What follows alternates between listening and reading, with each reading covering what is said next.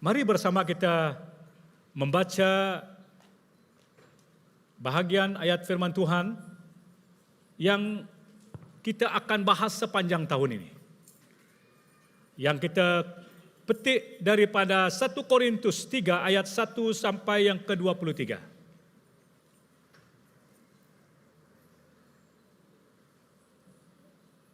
1 Korintus 3 ayat 1 sampai yang ke-23. 1 Korintus 3. Saudara-saudaraku, aku tidak dapat bercakap denganmu seperti dengan orang yang mempunyai Roh Kudus. Aku terpaksa bercakap denganmu seperti dengan orang yang masih hidup secara duniawi atau yang masih mentah dalam Kristus. Dulu aku memberimu susu karena kamu belum sedia menerima makanan pepejal, dalam terjemahan bahasa Indonesia, keras. Tetapi sekarang pun kamu masih belum bersedia menerimanya, sebab kamu masih hidup secara duniawi. Kamu berdengki-dengkian dan berbalah. Bukankah itu tanda kamu masih hidup secara duniawi? Sama seperti manusia biasa. Apabila seorang daripadamu berkata, aku pengikut Paulus, dan seorang lagi berkata, aku mengikut Apolos, bukankah kelakuanmu sama seperti kelakuan orang dunia ini? Siapakah Apolos? Siapakah Paulus? Kami hanyalah hamba Allah yang memimpinmu ke arah iman terhadap Kristus. Kami sekadar menjalankan tugas yang ditetapkan oleh Tuhan. Aku menyemaikan benih manakala Apolos menyiram. Tetapi Allah yang membolehkan tanaman itu tumbuh. Yang menyemaikan benih dan yang menyiram tidak penting. Hanya Allah yang penting. Karena dialah yang membolehkan tanaman itu tumbuh. Yang menyemaikan benih dan yang menyiram mempunyai kedudukan yang sama. Allah akan mengaruniakan ganjaran berdasarkan kerja masing-masing. Kami sama-sama pekerja Allah dan kamu ibarat ladang Allah. Kamu juga boleh diumpamakan sebagai bangunan Allah. Dengan kasih kurnia Allah, aku sebagai pembina yang mahir telah meletakkan asas bangunan itu. Lalu orang lain membina bangunan di atas asas itu. Setiap orang yang membina perlu berhati-hati. Karena tiada siapa yang dapat meletakkan asas selain asas yang telah tersedia, yaitu Yesus Kristus. Ada orang yang menggunakan emas, perak atau permata untuk membina bangunan di atas asas itu. Ada pula yang menggunakan kayu, rumput kering atau jerami. Mutu kerja setiap orang akan terserlah pada hari Tuhan datang kembali. Karena ia akan diuji dengan api, sekiranya bangunan yang didiri di atas asas itu tahan api, pembinanya akan mendapat ganjaran. Sebaliknya, jika bangunan yang dibina oleh seseorang itu dimakan api, ia akan kerugian, walaupun dirinya terselamat seperti orang yang terlepas daripada kebakaran. Kamu tentu tahu bahwa kamu bait Allah, karena Roh Allah tinggal di dalam dirimu. Oleh itu, sekiranya seseorang memusnahkan bait Allah, Allah akan memusnahkan orang itu. Karena bait Allah itu suci dan kamulah bait Allah itu. Janganlah menipu diri. Jika sesiapa dalam kalanganmu menganggap dirinya bijak berdasarkan penilaian dunia, dia harus menjadikan dirinya bodoh di mata dunia supaya dia benar-benar bijak. Karena apa yang dipandang dunia sebagai bijaksana, kebijaksanaan sebenarnya kebodohan di mata Allah. Telah tersurat, Allah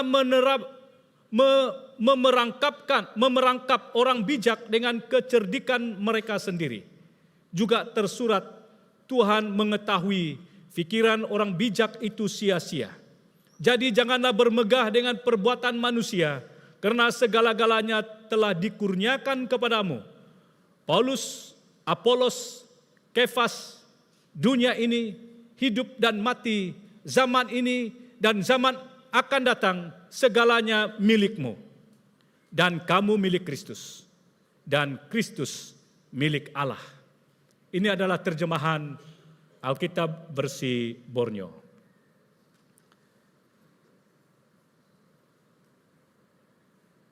Pada tahun lepas, tema gereja kita adalah luaskanlah tempat bagi Tuhan. Manakala tahun ini telah dipersetujui oleh barisan pastoral gereja kita ARC, kita telah memetik daripada 1 Korintus 3 ayat yang ke-6 dengan petikan firman Tuhan. Ini kita mengambil satu tema, yaitu bersama kita menanam dan menuai, Allah yang memberi pertumbuhan. Definisi kata bersama menurut Kamus Dewan edisi keempat adalah bersama-sama, beserta, atau bergandengan dengan. Itu yang diambil erti daripada kata bersama. Bersama-sama beserta kita. Bukan seorang tetapi semua. Semua kita. Semua kita menanam. Ada di kalangan kita yang akan menanam. Ada yang menyiram. Satu tugas yang berlainan yang pastinya itu harus dilakukan untuk mencapai apa yang dikehendaki oleh firman Tuhan. Dia juga membawa maksud bergandengan tangan. Kita bekerja bagi Tuhan. Yaitu bersama atau bersatu kita melayani Tuhan. Dengan adanya kepelbagaian, kurnia yang dianugerahkan oleh Tuhan bagi setiap kita. Sehingga itu membuat kita saling memerlukan satu dengan yang lain. Untuk mencapai visi Allah ini. Sebab di dalam keterbatasan kita, di dalam kekurangan kita, itu membuat kita memerlukan orang lain. Untuk meningkatkan apa yang kita usahakan. Untuk meningkatkan apa yang ingin kita capaikan. Begitu benar yang dikatakan, bersatu kita teguh, bercerai kita roboh. Saudara, bersama-sama beserta melayani Tuhan, sesuatu hal yang kita akan tekankan sepanjang tahun ini, dengan harapan supaya kita lebih mengerti mengapa kita perlu bersama. Pastinya mungkin kita mempunyai latar belakang yang berbeza, karunia yang berbeza. Tetapi kita harus ingat bahwa Tuhan pakai kita melalui semuanya itu. Tetapi selalunya Tuhan akan melakukan perbuatan besar di dalam kita saat kita tidak berkemampuan. Dalam arti kata lain, di dalam kekurangan kita akan tampil orang lain, akan mengangkat kita, akan menuntun kita, akan memberi petunjuk kepada kita. Itulah yang akan kita tekan, kebersamaan ini.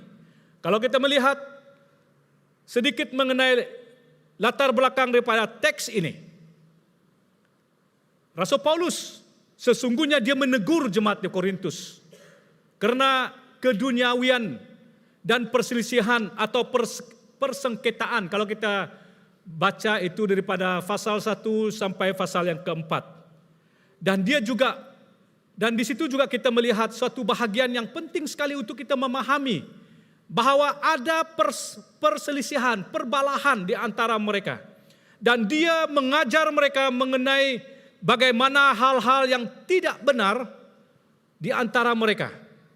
Ya, itu kalau di sini itu ayat 1 sampai ayat yang keempat ya. Tetapi kalau kita melihat tentang perselisihan, dia juga berbicara daripada pasal 1 sampai pasal yang keempat. Dan dalam ayat yang kelima ini menjelaskan kepada kita juga tentang hal yang harus kita ketahui tentang tanggung jawab kita. Dan juga dijelaskan dalam bahagian ini tentang mereka satu kesatuan, yaitu di mana menekankan bahwa setiap kita harus bersatu untuk mencapai apa yang ingin kita kerjakan. Dan ia harus berdasarkan ataupun beralaskan Kristus. Paulus juga mengingatkan mereka supaya menghormati tubuh mereka dengan menjaganya agar mereka tetap hidup dalam kesucian. Menghormati kerendahan hati dengan tidak mementing diri sendiri. Dan melarang mereka mengagung-agungkan pelayan-pelayan yang tertentu, hamba-hamba Tuhan yang tertentu. Sebab mereka semua memiliki kepentingan yang sewajarnya. Paulus tampil dengan menyampaikan nasihat atau peringatan ini bagi mereka, supaya mereka sadar, supaya mereka mengetahui, ataupun dalam kata lain sadar diri, betapa mereka sangat perlu harus memulakan sesuatu dan mengakhiri sesuatu itu harus bersama dengan Tuhan.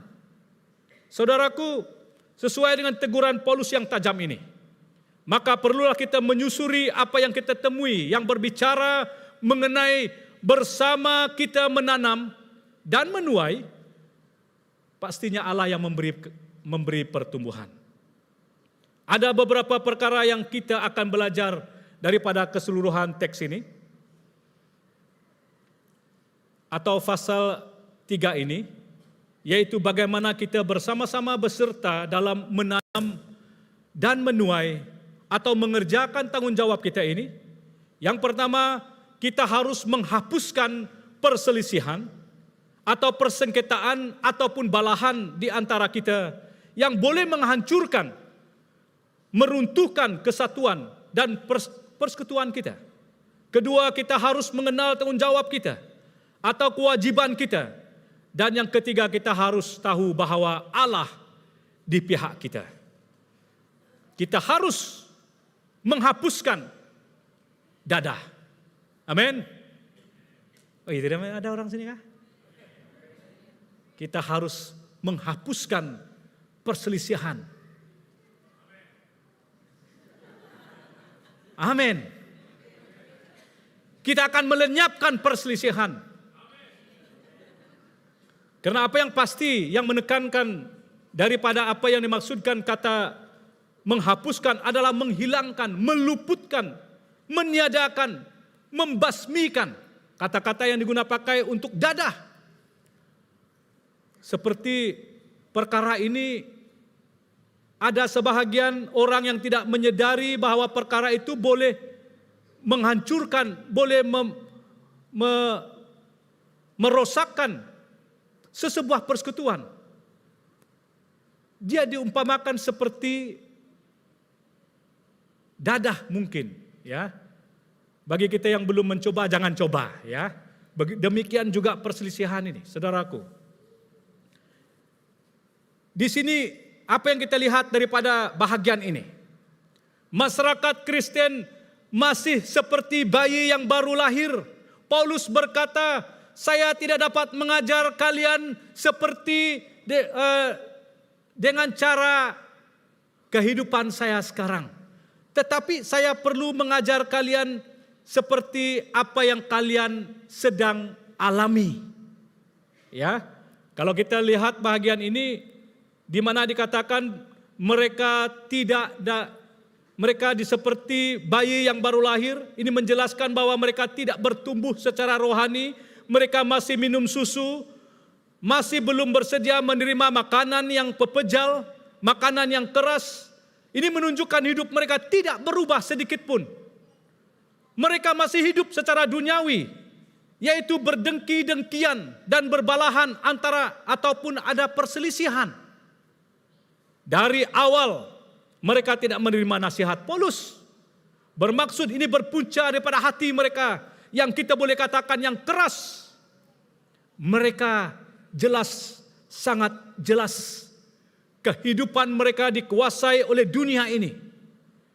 Walaupun mereka adalah orang Kristen, mereka masih hidup dikuasai nafsu yang rendah.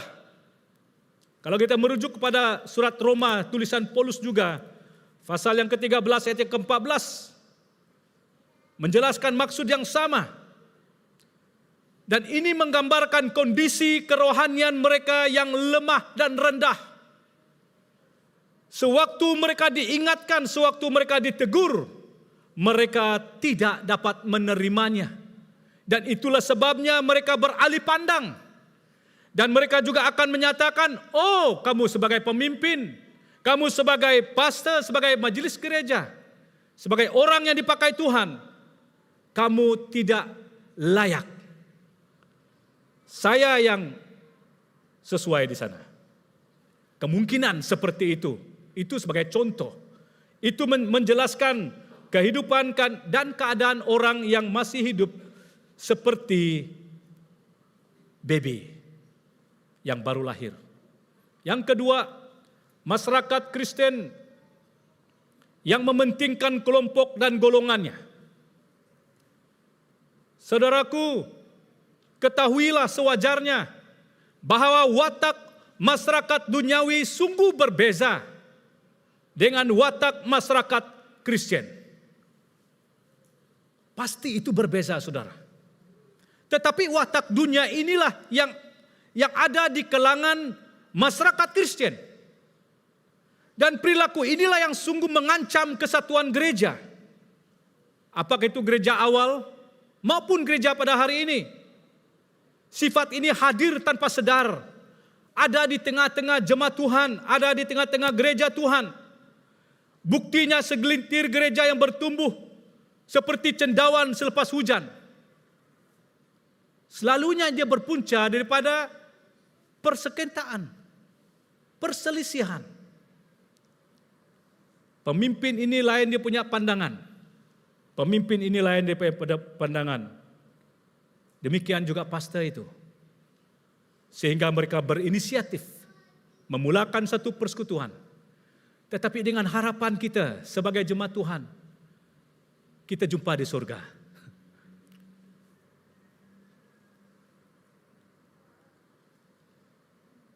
Tetapi dengan syarat perlu ada pertobatan, perlu ada sesuatu penyelesaian di antara kita yang mungkin ada persengketaan.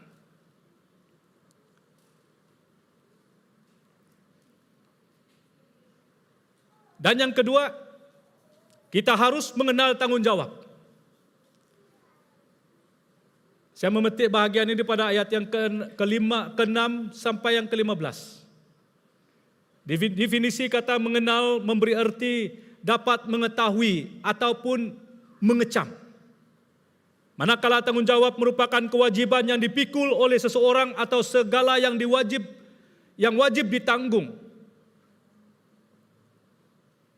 Punca perbalahan di antara mereka adalah karena mereka tidak mengenal tanggung jawab sesama. Sehingga mereka mengarah kepada orang lain. Peranan yang harus kita ketahui adalah mengenal tanggung jawab kita sebagai pekerja Allah, sebagai hamba Allah, sebagai anak Tuhan. Dan juga kita ketahui bahwa kita ini diumpamakan sebagai ladang Allah dan bangunan Allah. Ini akan kita bahas dalam waktu-waktu yang akan datang. Apakah yang dimaksudkan daripada kata-kata ini bagi kita untuk bekerja bersama dalam menanam dan menuai. Saudara, kita juga perlu tahu bahwa melakukan tugas sesuai dengan apa yang telah diamanahkan, dengan menunjukkan kepada mereka bahwa pelayan Kristus adalah satu kesatuan. Kalau dikatakan satu kesatuan, kita tidak ada perpecahan ataupun kita tidak ada perselisihan. Saya sangat setuju sekali sewaktu para barisan pemimpin kita membahaskan satu isu. Dan kita di dalam pertemuan itu kita akan berbincang sampai suatu tahap yang boleh kita katakan panas. Tetapi kita akan mendapat kesimpulannya dengan mendapat ataupun menemui jawabannya. Dan di dalam pertemuan yang seperti itu, kita dapat mengetahui oleh karena kehadiran Roh Tuhan yang menguasai setiap pertemuan dan mesyuarat kita dalam kita membincangkan sesuatu, walaupun sampai ke tahap yang tidak memahami ataupun pengertian kita tidak sama, tujuan kita tidak sama, tetapi kita akan mengakhirinya dengan satu cara yang sangat indah sekali. Percayakah kita, jikalau Tuhan itu ada di dalam pertemuan dan mesyuarat kita, walaupun kita sampai ke tahap itu, ingatlah ada tujuan Tuhan untuk mengajar kita bagaimana kita mengendalikan sesuatu yang kita perlu lakukan di dalam setiap pertemuan. Dan kita akan menemukan jawabannya. Saudara, itulah sebabnya kita harus menghormati dan menghargai pendapat yang lain. Dan kita akan menyimpulkannya menjadi satu jawaban, satu tujuan. Dan itulah sebabnya dikatakan di sini pelayan Kristus, hamba Tuhan, para diakon, majelis gereja dan semua jemaat Tuhan, kita adalah satu. Walaupun kita berbeza latar belakang, karunia dan yang lain-lainnya, tetapi kita akan dipakai Tuhan dengan cara Tuhan. Ketahuilah bahwa tanggung jawab yang telah diamanahkan kepada kita tidak melampaui keterbatasan ataupun melampaui kekuatan kita, kemampuan kita. Tetapi pada waktu Tuhan meletakkan sesuatu, tugas dan amanah kepada kita, maka Dia akan mengangkat kita. Dia akan memberikan segala sesuatu buat kita. Dia akan menyediakan sesuatu buat kita. Tak kala kita tidak mampu, tak kala kita dalam keadaan yang lemah sekalipun, sakit sekalipun. Kalau itu kehendak Tuhan untuk kita alami, kalau itu kehendak Tuhan ataupun mengizinkan kita melewati semuanya, pasti Tuhan akan menyediakan yang terbaik pada waktunya. Jika kita saling mengenal tanggung jawab kita, saudaraku, kita akan saling memahami satu dengan yang lain. Kita saling melengkapi satu dengan yang lain. Kita saling menghormati satu dengan yang lain. Kita menghormati kerendahan hati dan tidak mementingkan diri sendiri. Dan kita melarang mereka mengagung-agungkan pelayan-pelayan yang lain. Sebab mereka semua memiliki kepentingan yang sewajarnya ataupun sejajar. Saudara, segala usaha kita dalam mengerjakan pekerjaan Tuhan yang bersesuaian dengan amanat Tuhan pasti akan berhasil, pasti akan sukses. Bahkan dikatakan orang yang menabur sambil mencucurkan air mata, pastinya ia akan menuai dengan bersorak-sorai. Ingatlah, segala jerih lelah kita itu tidak pernah sia-sia bagi Tuhan. Ada waktunya kita melakukan sesuatu dan tidak dihargai. Dan ada sesuatu yang kita sangat semangat melakukannya, tetapi sampai kepada tahap tidak dihargai. Malahan ada juga kita berpikir dan terasa kehadiran kita dalam satu pertemuan tidak dihargai. Ingat saudaraku, apa yang engkau sedang lakukan, ingat kamu sedang melakukannya untuk Tuhan. Bukan untuk menyenangkan orang lain, bukan tujuan untuk sesiapa, tetapi tujuan untuk menyenangkan hati Tuhan. Apa yang kita akan lakukan, apa yang akan kita kerjakan, jikalau itu adalah untuk Tuhan, pasti semua yang kita usahakan itu akan terpancar, akan dilihat, akan diketahui oleh orang yang mungkin tidak menyadarinya. Tepat pada waktu Tuhan. Dan yang terakhir,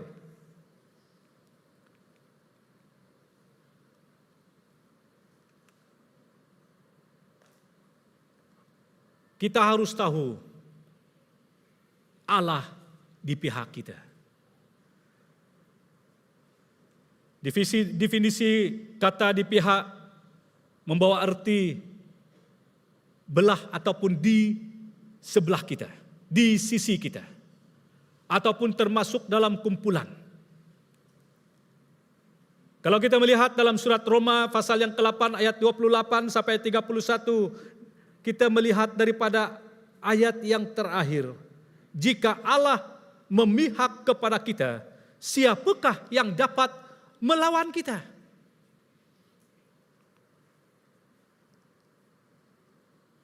Sewaktu kita memahami ayat ini, sesungguhnya kita tidak berjalan sendiri, saudara. Kita tidak bekerja sendiri. Yang walaupun kita telah mengusahakan sesuatu dengan harapan supaya ianya akan terjadi mengikut apa yang kita inginkan, tetapi dia tidak berlaku. Kita sedang belajar, kita sedang diajar. Sebab kita perlu tahu bahwa Allah itulah yang memberi pertumbuhan.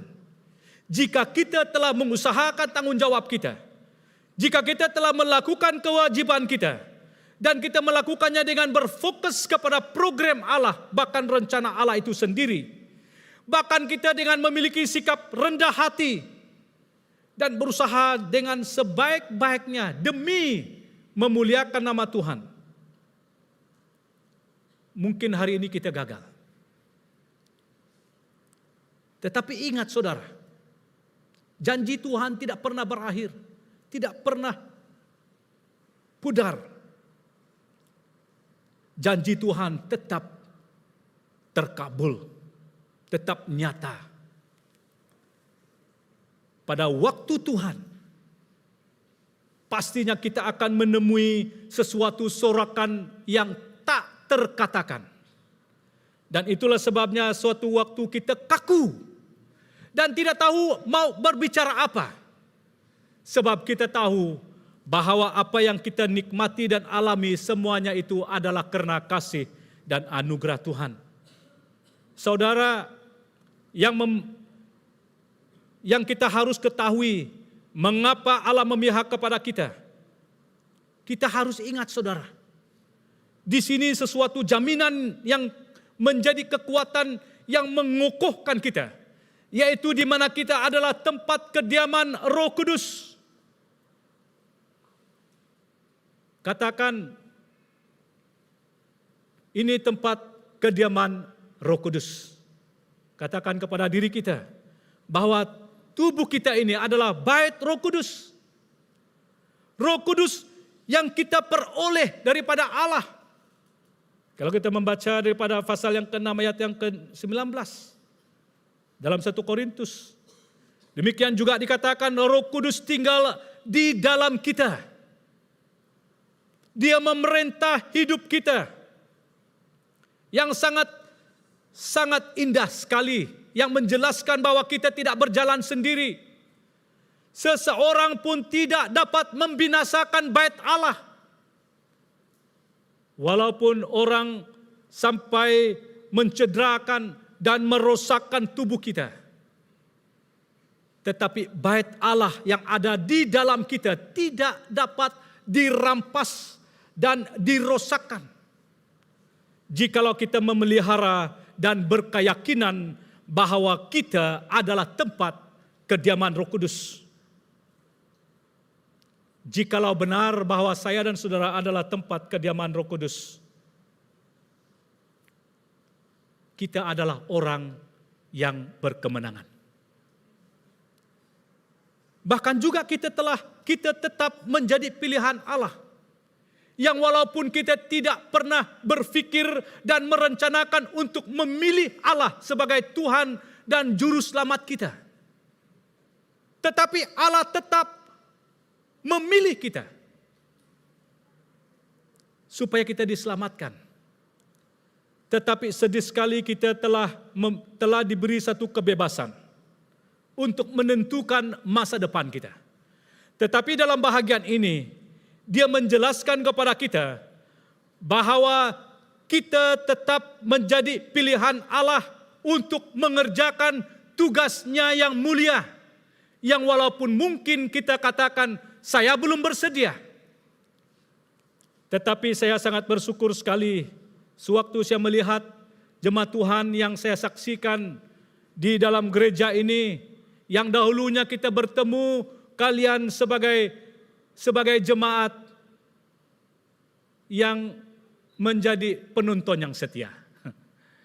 Tetapi saya perhatikan hari ini kalian yang bergerak, kalian mengerjakan tugas dan tanggung jawab yang diamanahkan bukan oleh pastor, bukan oleh pemimpin gereja, tetapi oleh Allah kita.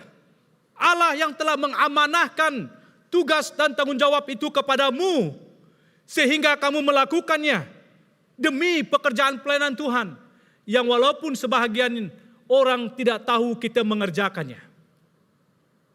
Saudara sedang melakukan sesuatu di sebalik tabir.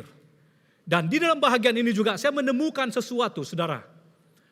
Tuhan juga dia mengenal setiap rancangan jahat orang. Dia mengenal hati jahat orang kepada kita. Bermaksud Tuhan dia tetap menjaga kita daripada rancangan-rancangan yang jahat. Malahan dia juga mengetahui rancangan indah bagi kita. Dia akan pakai kita untuk mengerjakan pekerjaannya. Untuk mengingatkan orang yang bijaksana menurut dunia ini. Tetapi saudara akan dipakai Tuhan dengan cara Tuhan. Mungkin melalui perkataanmu, mungkin melalui perbuatan, mungkin melalui apa sahaja yang mungkin kita tidak menyadari. Tetapi saudara berada di tempat tepat yang tepat. Dan saudara akan menjadi berkat. Dan saudara akan menjadi saksi kepada mereka.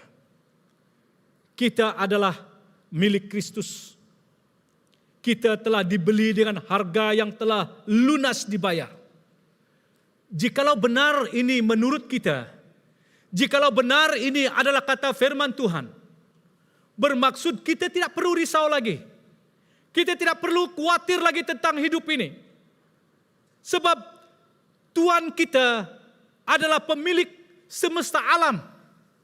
Kita bukan pemilik Paulus, kita bukan milik Kefas, Apolos. Tetapi kita adalah milik Tuhan. Mesias dan orang-orang miliknya adalah suatu kesempatan menjadi milik Sang Bapa yang kekal. Jikalau kita sesungguhnya adalah milik Tuhan, saudaraku, apalah arti dunia ini bagi kita? Apalah arti segala sesuatu yang ada di luar sana itu buat kita? Karena Tuhan kita adalah pemilik alam semesta. Dia berfirman, semuanya berlaku. Setiap orang Kristen, saya dan saudara, mengetahui bahwa Tuhan itu yang memberi jaminan bagi hidup kita. Maka tidak perlu khawatir lagi.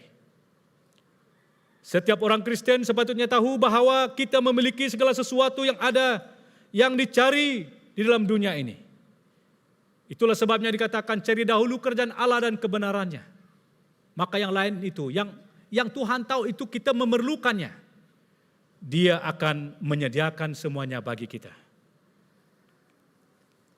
Sepanjang tahun 2023, pastinya kita akan banyak membahaskan tentang bahagian ini. Hari ini pula kita ditegur supaya kita harus menghapuskan perselisihan yang mungkin ada di kalangan kita. Sebab inilah yang merupakan puncanya hubungan sesama kita rosak.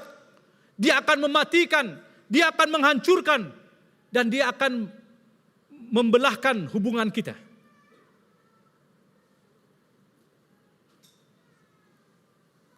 Kita masih mungkin hidup seperti bayi yang baru lahir. Kita, waktu orang menegur kita tidak dapat menerimanya. Seakan-akan kita benar dalam semuanya. Seakan-akan kita perfect. Kita seorang yang terbaik. Sehingga kita tidak dapat menerima nasihat dan bimbingan orang lain. Itu menandakan bahwa kita masih dikuasai oleh dunia ini.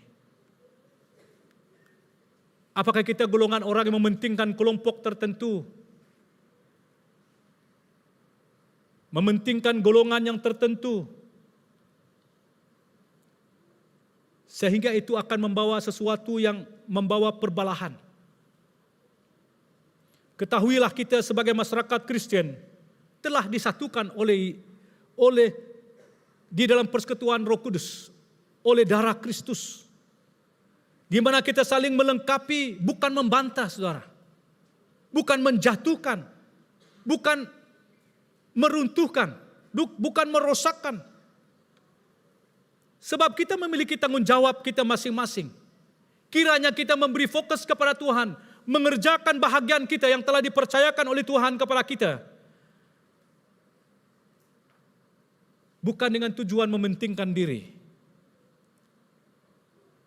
Dan kita tidak akan menjadi penonton yang setia dan juga setia menjadi pengkritik yang merosakkan.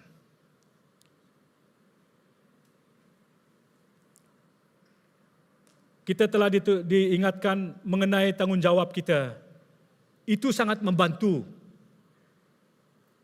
untuk mengurangkan atau langsung meniadakan perbalahan di antara kita. Menanam, menyiram, merupakan struktur siji kita yang diumpamakan sebagai ladang Allah. Pertemuan kita kemarin, kita membahaskan dan menceritakan tentang kelompok sel. Sesuatu penekanan yang kita akan tekan pada tahun ini dengan satu harapan, supaya semua jemaat Tuhan diberkati. Semua jemaat Tuhan akan mempraktekkan karunia yang Tuhan telah berikan kepadanya. Semua jemaat Tuhan hidup di dunia ini tidak pernah hidup sia-sia. Tetapi saudara dan saya, kita sedang mengerjakan bahagian kita. Mungkin Anda menanam, mungkin Anda menyiram.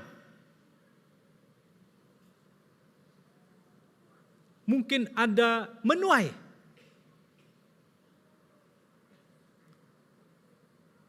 Tetapi yang sangat jelas sekali, perkara ini akan menyatukan kita jikalau kita menghapuskan perselisihan, menghapuskan perbalahan itu.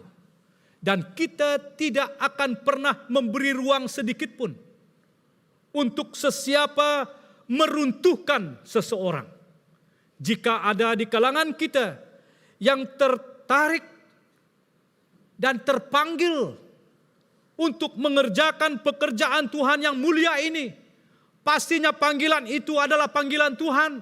Saudara sedang mulai melangkah, tetapi ada orang tampil mengatakan itu bukan waktumu, bukan masamu, karena engkau masih muda. Waktu saya lihat umur saya sudah 51. Setengah abad. Orang masih melihat kita masih muda. Tetapi persoalannya saudaraku yang Tuhan sungguh kasihi, kita sedang diperlengkapi oleh Allah sendiri. Sehingga kita mampu menghadapi apapun yang merupakan halangan. Apapun yang merupakan cobaan buat kita. Mungkin kita sedang mengerjakannya dan kita tahu kita ada kekurangan. Tetapi ada orang yang akan diutus Tuhan. Dia akan mengajar kita. Ataupun dia akan memberikan kita sesuatu hikmat, sesuatu ilham. Untuk menyelesaikan, untuk mengharungi perkara tersebut. Saya masih ingat ada seorang suku Lumbawang. Dia kawin suku Iban. Dia tinggal di Rumah Panjang. Hidupnya sederhana. Tidak juga kita katakan dia dekat dengan Tuhan, jauh dengan Tuhan. Tetapi dia adalah orang Kristen. Tetapi dia tidak menggambarkan kehidupan kekristenannya kepada Rumah Panjang itu. Dan Rumah Panjang, orang yang di Rumah Panjang itu ada waktunya mereka tidak percaya langsung dengan orang ini. Tetapi pada suatu waktu, ada orang yang sakit tenat. Mereka panggil pastor dari Sibu. Itu tempat itu jauh sekali. Dan mereka panggil kita. Kita katakan tidak dapat pergi. Tidak. Kalau sampai nanti mungkin tidak sempat. Ada orang yang kita tahu di sana orang Kristen. Ada. Dia suku pastor juga. Boleh. Suruh dia doa. Panggil dia dulu. kita bertanya dengan dia lama tidak beribadah kepada Tuhan. Tetapi dia percaya Tuhan itu Tuhan yang menyelamatkan. Dan kita melayani dia pada waktu itu. Dan kita katakan, percayakah kamu Tuhan pakai kamu? Pergilah kamu berdoa untuk orang itu. Saudara, apa yang berlaku? Orang itu dia pergi mendoakan orang yang sakit itu. Tetapi tanpa mereka sadar, orang itu tidak jadi meninggal. Dia sembuh perlahan-lahan. Dia tidak sembuh terus, tetapi perlahan-lahan. Lalu orang katakan itu adalah karena kuasa doa orang ini. Dan orang itu juga bersemangat. Dan dia tahu Tuhan pakai saya yang orang yang terok ini. Orang yang tidak layak dipakai. Orang yang tidak mencerminkan Kristus kepada orang rumah panjang selama ini. Kalau Tuhan pakai saya orang yang sangat hina ini. Melakukan perkara yang seperti ini.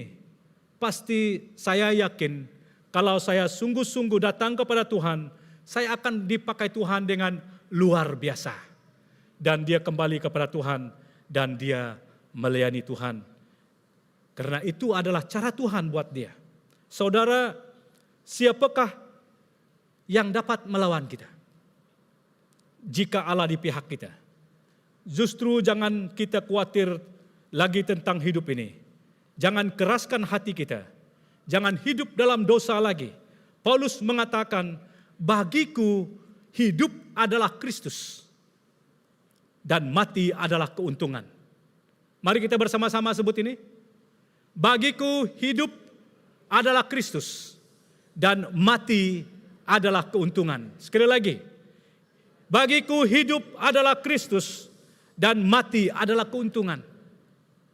Sebab Paulus tahu asal usulnya. Kemana dia akan pergi. Dan kepada siapa dia percaya. Saudara, ingatlah. Tubuh ini adalah tempat Roh Kudus. Marilah kita memelihara tubuh ini dengan sewajarnya. Bahkan kita menjadi pilihannya. Dan kita juga merupakan miliknya. Maka saya dan saudara, kita memberanikan ataupun berani mengatakan Kristus adalah masa depan kita. Amin. Kristus adalah masa depan kita. Mari kita berdoa. Firman-Mu sudah ditabur. Harapan kami kiranya firman-Mu mengambil tempat di dalam setiap hati kami. Kemanapun kami akan pergi selepas ini, kiranya firman-Mu inilah yang menjadi pedoman buat kami. Supaya kami dapat mengerti bahwa kami adalah milik Kristus. Bahwa kami sebenarnya dipakai Tuhan sesuai dengan maksud-Mu. Terima kasih Bapa. Ini doa kami. Dalam nama Yesus Kristus kami berdoa mengucap syukur. Amin.